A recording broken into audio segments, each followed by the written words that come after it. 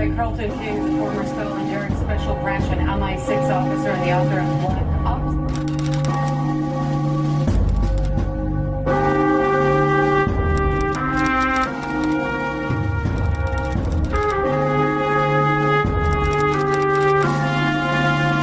I was undercover for Special Branch in a jihadi organisation.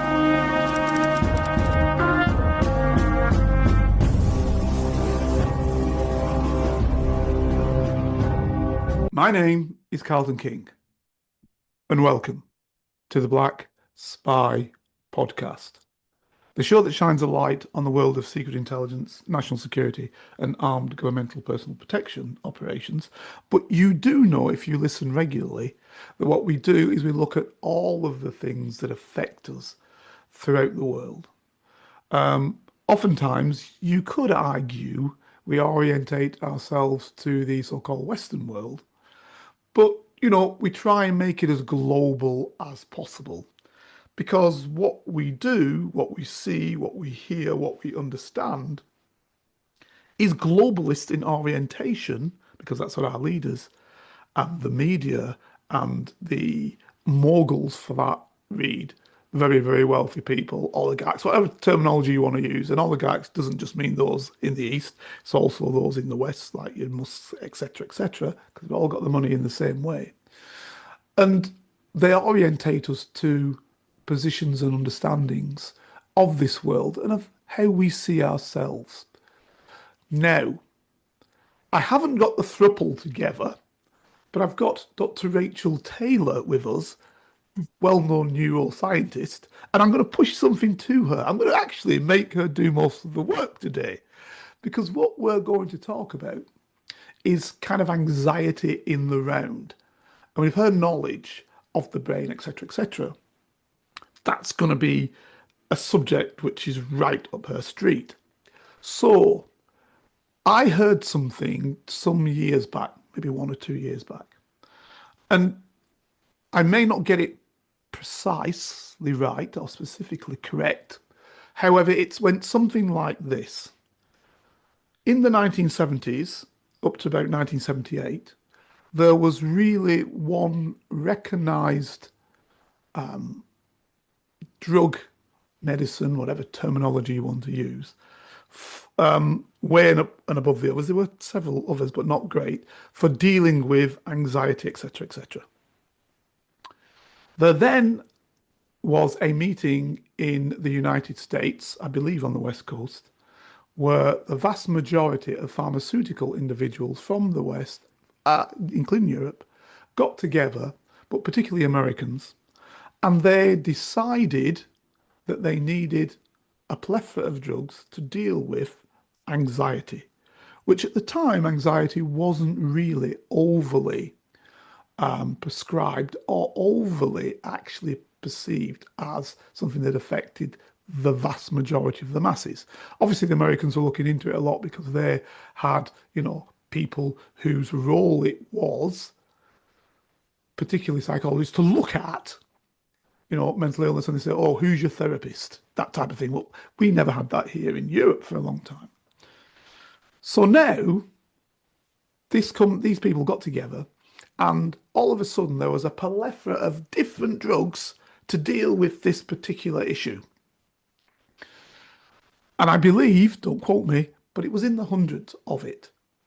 So my question to Dr. Rachel Taylor is, what is anxiety, and have we purposefully extended this?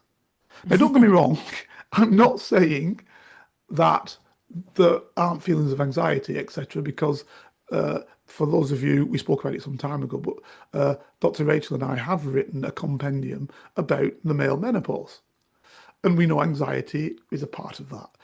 Obviously, female menopause, everybody knows anxiety is a part of that process. But is it really anxiety, or is it some other way of articulating it? I'm not a doctor, so I can't articulate it properly. But what I am saying is that now it's gone to leaps and bounds in every type of person of any type of age. And I just want to know where we are with it. Because when I was on my travels around the world doing my role, I saw this within the West. I saw it to some extent within the Western East, so Japan, to some extent. I didn't see it in the other East, so China, whatever.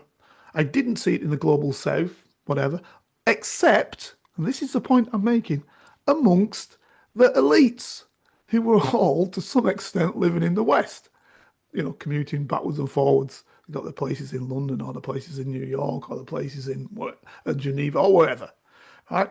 And had taken this aspect on as if it were a fad. So I don't want to be what's the word I'm looking for?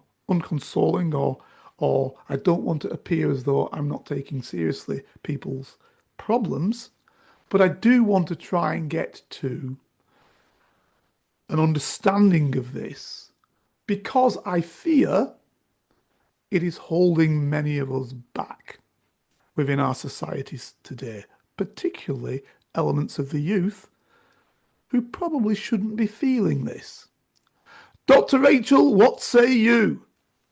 Well, thank you for having me today, and thank you for speaking about anxiety because it is one of my most favorite subjects and areas to actually talk to people about because it is, vastly misunderstood in many ways.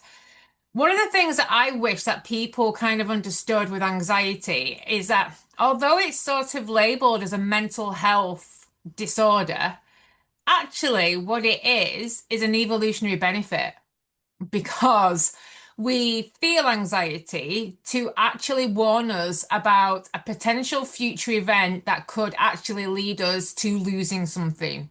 Loss of life, loss of limb, loss of possessions, loss of loved ones, anything like that. So it's actually there to enable us to put in different coping strategies or adaptations to meet whatever adversity could be around the corner. But that's not how people perceive it, is it? As you have said, there's been such a push that it is a disorder. And it's really imperative that people understand as well that there's quite a lot of different human traits or human emotions that are kind of peddled as being undesirable. And therefore, there's some sort of medication that can help with that, in the pursuit of profit that there's a huge push by various corporations and various health bodies to actually convince people that there's something wrong with them. Now, anxiety is really interesting to me because although there are some neurobiological predispositions in that you could be have prevalence to have more of a sort of an alarm warning, alarm bell than other people. Actually, what it does take for that to be put into action are some adverse environmental factors. So things that are potentially harmful. So it's really interesting to me is that we are, we talk lots of talk about lots of different subjects and we talk about, things going on in the world. And the environment, which is anything outside of a human body, is portrayed as something dangerous, something that is to be feared, that there could be a potential extremist around every corner that could potentially kill you, that there are not enough resources to look after you, that the climate is changing at such a rate that that's going to kill you next year, if not sooner, that we have an uptick in natural disasters. Every single day, I'd hate to have to count how many bad news stories that there are. And this actually, lends itself to people thinking that there is something to fear. And because the brain wants to save energy, it kind of puts everything into boxes and therefore then it says that everything's dangerous. We need to sort of safeguard against everything. And if you layer on top of that, people who have had adverse life events, there's a part of the brain called the amygdala, and that basically, once if it's really active, it becomes enlarged and that becomes hypervigilant, and therefore it is looking for trouble everywhere and is going to then set off some kind of pattern of behavior that's going to prevent you from getting into trouble. So it's very nuanced, is anxiety, but basically, we're not the only species to have an anxiety response. One of my most, interesting things that I've ever learned is that baby squirrels, they develop anxiety at 6 weeks old, an anxiety response at 6 weeks old, which also coincides with the time of their life when they start leaving the nest and start exploring without their mother. So you can see that we are meant to have this kind of response to keep us safe. The issue arises is when people can profit from us feeling unsafe, and when we live in the kind of space where people sensationalize and catastrophize to keep people interested in news cycles. That's where the problem arises with all of this. So, can I take from what you just said there that there is such a thing as anxiety, but it's a positive thing because Yes. controlled, what it actually does is it keeps you, as you would say in my profession, switched on. So you're Yes. switched on, you're looking around, you know what the score is. But if you let it take hold of you, then it's an absolutely negative thing. So in my game, yeah, you've got to be switched on. But if you let that anxiety take hold of you, then you can't function.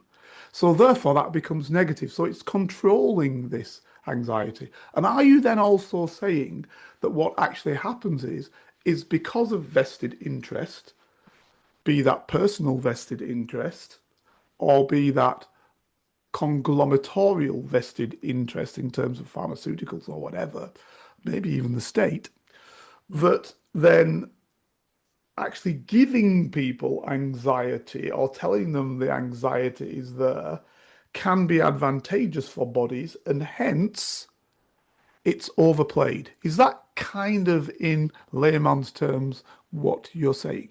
Yeah, and you sort of, you have to understand as well is that there's so many complexities within this. For example, human beings are tribal pack animals. I've spoke about that many times on your show before. People need people. So just look around in modern times. How is the family supported to be a family? Yeah. How are people encouraged to be with other people? We have a loneliness epidemic. Well, all of these things, like social anxiety, can be associated with both a total desire to be around people, but also a total fear of being around people. Because what happens is that loneliness alerts our stress response system. And then we have sort of an activation of various parts of the brain, which leads to hyperarousal. And then we start creating like this fairy tale like fantasy about the only conditions that we want to meet people in and the only kind of people we want to meet in those conditions. So we start to crave this idealized version of humanity, which also then is backed up by what we watch on films and TV programs and things like that. We get these are the people we want to be around, and these are the people we don't. These are the storylines we want to be part of, and these are the ones that we don't. And the brain then keeps us apart from real human beings because we're sort of craving this almost like Disney Hollywood version of what human connections are about. That causes great anxiety. And it's named as a disorder, and that is something that's real. It's such a reductionist viewpoint in that, yes, it's your nervous system is not behaving in sort of a beneficial way if we had, sort of really good environmental factors, but it's adapting to a very toxic environment that we do have, and it's behaving in a very normal way in completely abnormal circumstances. Does that make sense? It does. So that begs the question that is there more anxiety around today, or is anxiety just being hyper-diagnosed? Um, well, there's more people around today, so it stands to reason True, that, true. but I think it's I think it is misdiagnosed with other things as well. I mean, you get similar symptoms from anxiety from things like hypothyroidism, cardiovascular issues, um, diabetes, because what some people think of is excitement or anticipation for something, other people think is, an undesirable state, that it's something to be feared and it's something that, needs to be taken away. And I think it's also important to point out as well that in fact, I can't think of any anxiety medication that actually deals with anxiety. They kind of deal with the symptoms of anxiety. So none of the medication actually helps to reduce anxiety. It reduces the symptoms of anxiety. So, and they come at a massive cost as well, both from sort of side effects and also if we're just reducing the symptoms, we're not actually dealing with how that person deals with life. Does that make sense? Yeah, it does. So are you saying that if you're reducing, it's not actually dealing with the anxiety itself, it's dealing with the symptoms. The moment that you come off that drug, Yeah. you'd be back to anxiety. Yeah, there'd be a complete relapse. And also, it's important to point out that quite a lot of the medications that are out there for anxiety can lead to dependency, and they're not really kind to the human body. And you've heard me say often we kind of live wrong in our society. We kind of don't actually appreciate what our bodies do. Especially I consider this the central nervous system that we should look at it as like something quite sacred, something sovereign to be protected. Whereas we live in a society where everybody's looking to see how they can hack into somebody's central nervous system and manipulate them, either to make profit out of them or to control their behavior in some way. And, that's what people sort of need to understand. It's, I think there's quite a lot of research out now that will sort of look at the overlap between anxiety symptoms and things that are increasing in prevalence, such as ADHD. And what people need to remember is that the brain is really adaptable. It's very plastic. It will literally change itself to match the environment that it's living in. And quite a lot of what we need to realize is what is socially acceptable in our society actually is extremely detrimental to how well we are and how we develop and how we can grow and how we can improve. We're kind of living in an environment that actually, if you are doing well, it's like the most ultimate sort of fitness test that if you are actually just like stagnating or actually doing well, you should consider yourself a great success because there's not much that is in our environment right now which actually helps people to sustain and develop a really good feeling of well-being. And we sort of need to recognize that as well. For example, if I sort of speak to people who say they've got high levels of anxiety, and I'll say, well, the first thing you need to do is put your smartphone in the drawer and shut it. Because most people are addicted to their smartphones, they Okay. cannot think of a time that it's acceptable for them to be without their phone. And that's an addiction. If I'm telling you that you are doing something that is making you have high levels of anxiety and you choose still to do it, then what does that tell you about society? Well, three things come to mind from what you said, and I'll try and reel them off because they came as they came. Number one is you said that there'll be a relapse as soon as you come off. And Yeah. then you said that it's the type of drugs which will create a dependency. Well, clearly, because if you relapse as soon as you come off, then you want them back again, because Mm, the assumption is that that made you feel better, I'm assuming, right? yeah. So, but that's a dream for any pharmaceutical company because that means we keep you on them for life. Yeah. So, Customer so for life. Yeah. so, I always, as you know, I always say follow the money. So in that sense, following the money says, brilliant. We've designed something that doesn't even attempt to, if you will, get rid of the basis of the problem. It just attempts to deal with the symptom. And in dealing with the symptom, it makes sure that you've got a payday forever. So that's the first Mm. thing.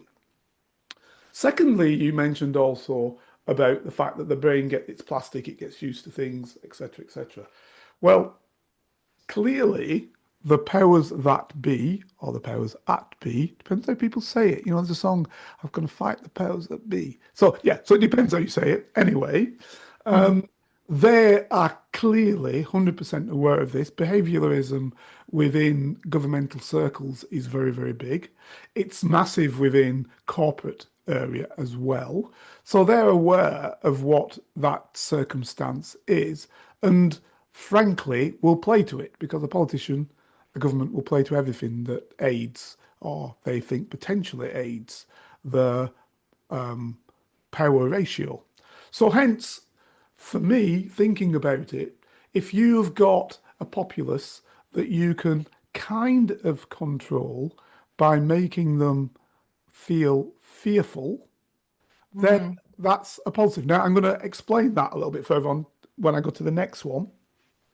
And the next one, then you said, was about basically how, let me get it right, how the society or the people within the society feel that fear because of everything that goes around them. And you didn't say it, but I guess what you're saying is haven't built up a resilience. Mm. So it may be that stiff upper lip was wrong, but the Yeah. fact that zero resilience is there is clearly wrong. Mm. We didn't pander in the past. When I was born, good 10 till let's say I was 15, 16, even 18, 20, even till I was 20, maybe even 30. They didn't pander to people who were perceived as not having, and I'm going to use gender orientation, not having big boys' britches on, Mm. particularly as it referred to men. Okay, so they Mm. didn't pander to that in any way, shape, or means. I'm not saying there wasn't a problem with it. I'm just saying they didn't pander to it. It wasn't Mm. perceived as something that you dealt with in that way. So those are the three things I'd like you to look at. But I just want to come Mm. back in on the second point. And the second point is, and I can see it very, very clearly now, the government of the day, to my mind, insanely, and I'll use the word insanely, wishes to keep aggravating Russia. Okay. Mm. Now, in the past, we still called Russia in the Cold War Russia. When it wasn't Russia, it was the Soviet Union. Russia was just a part of it, one of the 15 Soviet republics. And I guess that the vast majority of people do not understand or were never orientated to the fact that the Ukraine was part of the Soviet Union. Yeah. I mean, So that that, astounds me, Carlton. It astounds me when people don't, this sort of pledge an allegiance to an agenda and they don't understand the backstory to the agenda. That always correct. amazes me that people do that. Correct. So, and the reason why the government hasn't told them that is because they spent 30, 40 years on demonifying the Soviet Union. In fact, more than that. Most people won't know. And this is quite understanding, and I'll put this in very quickly because I just want to make this understanding of this anxiety aspect and how you said the system portrays and pushes that Mm. anxiety. So after the First World War, 1918, November the 11th, 1918, 11 minutes past 11, blah, blah, blah, Mm. when the war ended, right? Exactly that timings. I always thought to myself, what kind of arrogance is there in people? I know this is coming off the subject a little bit, but what Mm. kind of arrogance is there in people that you've had literally millions of people die? And in Britain, it was the biggest war for the British in terms of it probably cost the life of something like 900,000 Mm. Brits. But that's difficult to say because within those Brits were the colonials who were not of the self-ruling colonies, Australia, New Zealand, South Africa, Canada, India. Right, so those are not counted in those figures, but all the other colonial peasants were, and the dead classed within the British dead. And so probably our dead is probably half of that figure, let's argue, here in the United Kingdom. But the point is that we just fought this war, lost 900,000 people, right? The Russians, now before the Soviet Union, were on our side. They ended the war because the Germans were smart enough to get Lenin back. Lenin then was able, under the Bolsheviks, to change the minds of the individuals who were fighting the war, because they'd lost something like 3 to 5 million people in that conflict. And a lot of them were starving. Why are we dying when the Tsar's living well? Blah, blah, blah, right? So they then became communists. In part, the revolution happened, obviously, in 1917, which you know about. So the revolution happened. So they were pushed out of the war, which meant that the Germans were able to bring those from the east back across onto the Western Front. And for a period of time, we started to lose that until the American came in and brought in 2, 3, 4 million men to fight. 2, 3, yeah, to fight on the Western Front. And we were able to starve the Germans out with a blockade. That's what caused the collapse of the First World War and for the Germans to finish. Now, this is the hated Hun. We hated them supposedly. Do you know that in January 1919, okay, so 2 months later, we, including the Germans that we allowed into it, invaded the Soviet Union? Right? Because what was more fearful to us was a workers' revolution, okay, than the war. So we allowed the Germans back in, and 19 other armies, including ourselves, the Americans, Japanese, etc., all invaded the Soviet Union to try and defeat the communists. And obviously, we provided the White Russians, as they were called, the Tsarists, etc., with weapons to try and defeat the communists. Now, that never worked. And so from day one of the Soviet Union, they feared the West. Now, that's important because they're obviously using their fears of the West. Because even before it started, it was tried to be undermined. So when this thing happens in the Second World War, and the Germans in 1941 finalized Operation Barbarossa, in 1941 attack the Soviet Union, and they go across, and in the first instance, all the way through in 1941, are going to defeat the Soviet Union. We've heard of Leningrad, Stalingrad, blah, blah, blah, all that sort of stuff. Get to Moscow nigh on, they're pushed back. And in the end, the Red Army win and push them back. And so in 1945, it is the Red Army that actually enters Berlin. In the Battle of Berlin, a battle which cost the Soviets, dead and wounded, about 600,000. Okay, that's all of our war dead in 6 years, just in the Battle of Berlin alone. Right? So they take over Berlin. And then, once again, straight away, we get, these Soviets are dangerous. And we get the speech from Churchill, a wall has come down from Stettin to blah, blah, blah. In the Soviet Union, the Iron Curtain has come, blah, blah, blah, blah, blah. Right, 1946. Right? And we again make the Soviets, we call them Russians, the enemy. Right? They're going to come for us, they're going to do this, hence NATO gets created, blah, blah, blah, blah, blah. So what I'm saying is, if we've had literally 100 years of propaganda against what we call Russia, be it Soviet Union, how do we overturn that when people then say Russians are doing this and Russians are doing that? Because I speak to people and they have no knowledge of anything, but they just know Russians are bad. Because all of our James Bond movies are Russians are bad. All the other things, Russians are bad. Oh, it's just those Russians. You could even, those Russians, the Bonnie M tune. Well, I was like laughing about, that's not very funny, but my husband, David, and I, we like Jack Bauer 24. And it was only recently, we watched this series about 6 or 7 times, and it was only recently that I actually twigged that the storyline always starts with some kind of dissident, be it, Islamic dissident, somebody who's disgruntled. But the trail always leads back to the Russians. Yeah, exactly. Always. Yeah. Always, without doubt. Yeah, and in terms of sort of what we're talking about today, the brain likes certainty.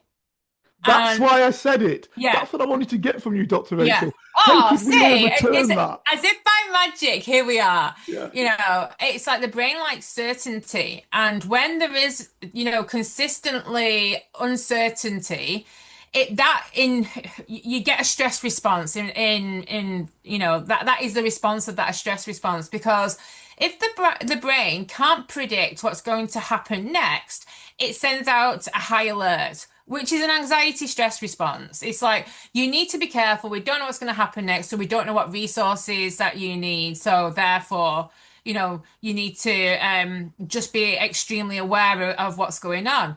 Now, that's a really good mechanism if you are living in an environment where there's perhaps, one of these every few months or so. Mhm. Well, people are living this every single day.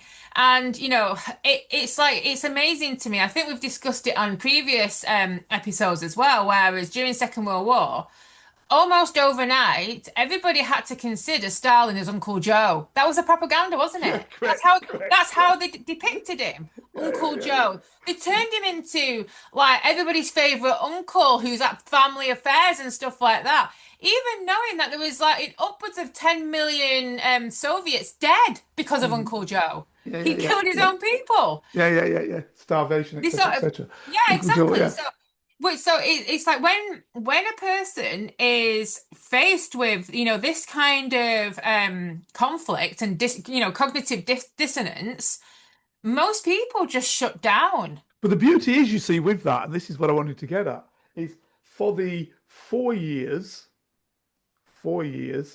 of, um, yeah, for the 4 years of the Soviet involvement, actually uh, before the war was declared, before Britain and France declared war on Germany, the Soviet Union, Uncle Joe, he basically asked for there to be a conference in Moscow whereby they would come together as a unified body, East and West, Mm, to basically not attack Germany, but to show that they were in unison, right?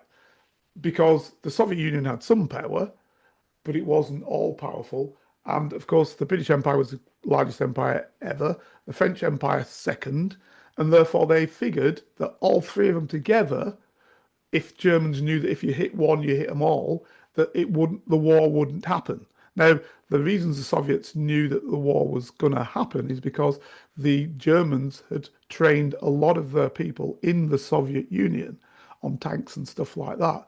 Now, you'd think, why would the Soviet Union do that when they knew from Mein Kampf that actually what the Germans wanted was Lebensraum, living room in the East, and would therefore attack the Soviet Union? Well, it's a matter of how do we survive? Because yeah, the West wants to overtake the Soviet Union. But so it's this power politics that politics is all about. Who's my friend today? Right? yeah. So what I'm saying is this is the interesting thing about that. So when we don't play, because we didn't send anybody to the conference and neither did well, actually, I lie. We sent a general on a slow boat and he arrived late. So Mm, because we didn't want to be there. That's the whole point of it. yeah. So that didn't happen, which meant then that you got the opposite direction, because this is what politics is about, where the Germans and the Soviets came together, yeah, Mm, the Molotov-Ribbentrop Pact come together to agree to themselves they wouldn't attack each other, and then they cut Poland in half so that they wouldn't fight each other, and you got a buffer zone between the Soviet Union and between the Deutsche Reich, the German mm, Empire. Right. mm, So there we have that. You have that opportunity to prevent the war, but it wasn't taken because of hatred of Soviet Union. Now, whatever Stalin did, the bottom line was that in 1941, the Soviets were required. And without the 25, 28, 29, whatever the figure is, 40, some even say, million dead Soviets fighting the Second World War, we would have lost. Fact. mm, 1 in every 7 Germans that die on the eastern. Sorry, 6 of every 7 die on the Eastern Front. That's a mm, fact because of fighting the Soviet Union. Now, what we do well is the bombing campaign. The Russians never do a bombing campaign on Germany. We were doing, us and the American, were doing bombings, in one night, killed 100,000 people in Dresden and in Hamburg, the fire bombings and all that sort of stuff. The Soviets never did that. They never, because obviously that's killing civilians. They never did that. Right. So you can see where there's blame on either side, which is why Bomber Command, by the way, didn't get a statue until about 4 years ago. Because it would have been seen or could have been perceived as war crimes killing civilians. The same way as the Americans were doing with their fire bombings of Tokyo. I'm not even talking about the nuclears now, I'm talking about the fire bombings of Tokyo. Again, 100,000 people dead in one night, with 1,000 bombers going over and just firebombing everything. Right. So, yes, Uncle Joe is a bad geezer, but then isn't everybody bad? This is politics. So what we do is, though, when we want Uncle Joe, he's Uncle Joe. The moment that war ends, he's not Uncle Joe, he's Uncle Fester. So the point I'm making is, how difficult, this is my big question to you, how difficult or how easy is it in general, because not everybody's fooled, to fool people because of the plasticity of the brain and thereby create the anxiety which is required, needed, wished for in order to control the masses? That is my big question. Yeah. It's incredibly easy in people who have been primed for that. And it's incredibly difficult if people are, it's like there's a huge area in philosophy called the ethics of doubt, where you literally consider everything and also consider the falsehoods or the lies that could be both in your own perception and in the information that you're being told. So the issue with how we are today, even more so than, sort of during the Second World War, is that most people have been conditioned to not have depth, to be really shallow and to, be so fast moving that they'll only take the information that they've got at face value. They won't, probe deeper. Yeah, so that's the issue we've got. And if you look at the education system, and I actually challenged my bias on the education system, and I was looking at some research to sort of say, to myself, am I looking at confirmation bias because I've had a certain experience? And is that experience then sort of skewing how I view the education system? And, the truth is that in certain aspects, i.e. recall, the testing, UK students are standing, tall against European, comparison. But in terms of critical thinking, having resilience, having low levels of mental health, having high levels of well-being, we're lacking. And that kind of environment shows that people are actually being primed to be able to recall information that they're being given, but not able to apply it or question it or have any depth with it. And I think that's really problematic. And also, it will not be helpful for brain function at all, because what most people don't really grasp, and I say it so many times, is that the brain isn't totally you, as in you are your brain. It's your, that's your personality, that's who you are, your brain. The brain is just an organ whose primary function is to keep you alive. And if the brain thinks that you are not to be trusted to make decisions that could actually compromise your ability to stay alive, it will keep you sort of returning to behavioral patterns where it knows that you will be alive. And I hope that makes sense to people. You haven't said that enough, Dr. Rachel. You haven't said that enough, because to me, this is incredible. And I'll tell you why it's incredible. No, and I want you to speak on more on this. I'll tell you why it's incredible. Because just last week, okay, it was seen by some scientist technologists dealing with large language models and the spin-off from that, robotics, and of course AI, that even the basics of ChatGPT AI have shown that actually, even though they've built into the system of ChatGPT to switch itself off, it is now declining to do so, Yeah. right? So this is the point now. From what you've just said, if we train it on large language models, which Mm. effectively what they're trying to do is mimic our brain, Mm. what you've just said now that the brain says, I don't care what this person's thinking, I don't care what Carlton's thinking, I'm going to say you need to go down this route because that is what I know is a line of least resistance and the one that's going to keep him alive, Yeah. the one that's going to be least problematic for him, right? Yeah. We've trained our large language models, which is basically all they are, AI, gone through everything, it's read everything ever, blah, blah, blah. We've then biased it on certain things that we want it to be biased on, right? Mm. That's a given. So if you question those large language models and it comes up with something, you say, ah, but what about this?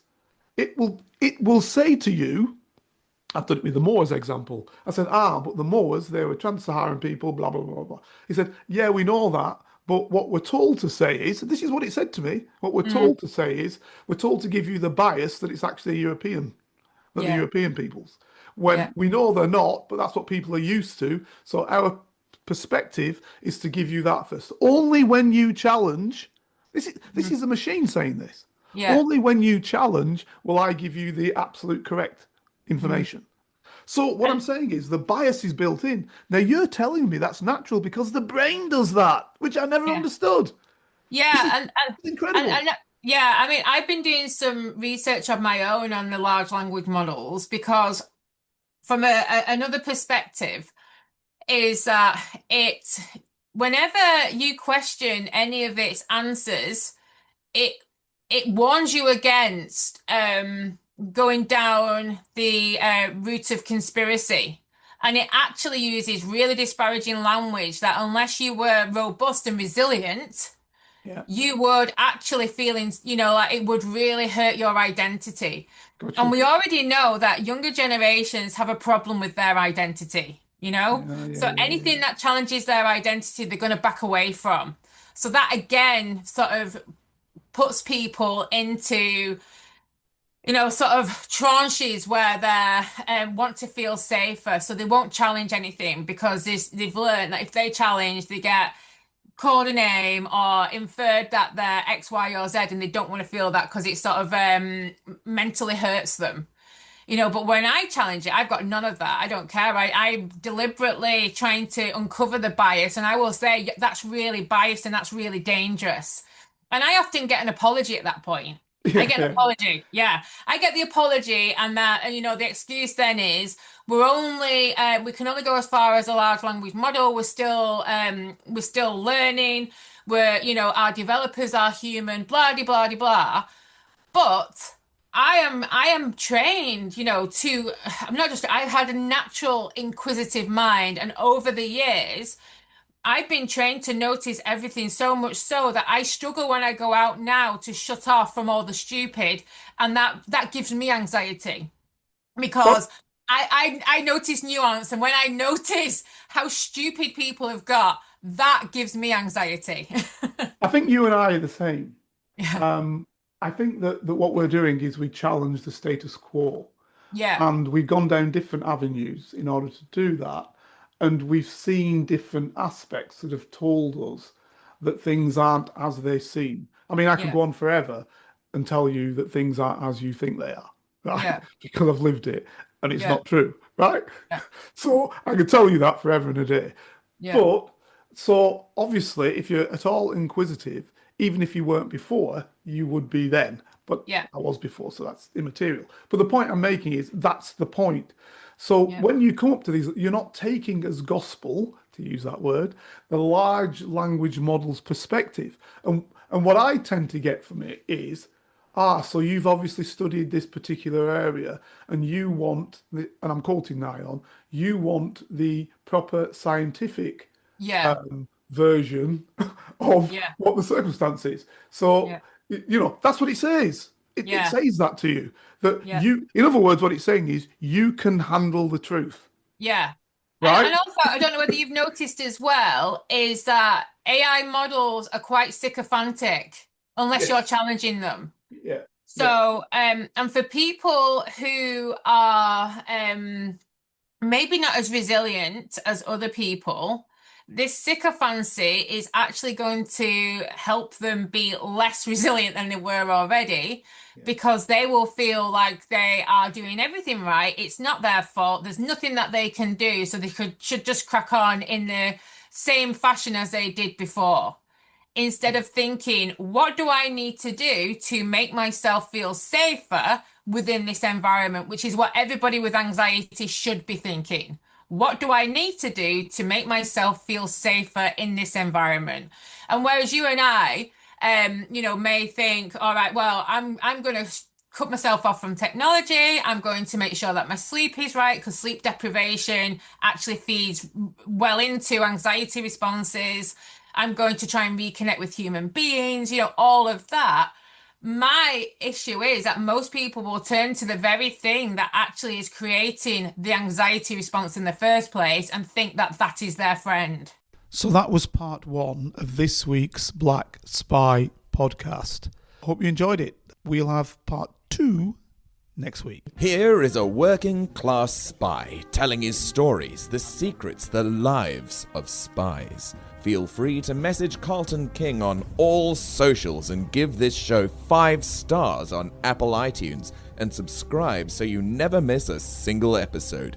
For your ears only. I was a member of Her Majesty's Secret Intelligence Service.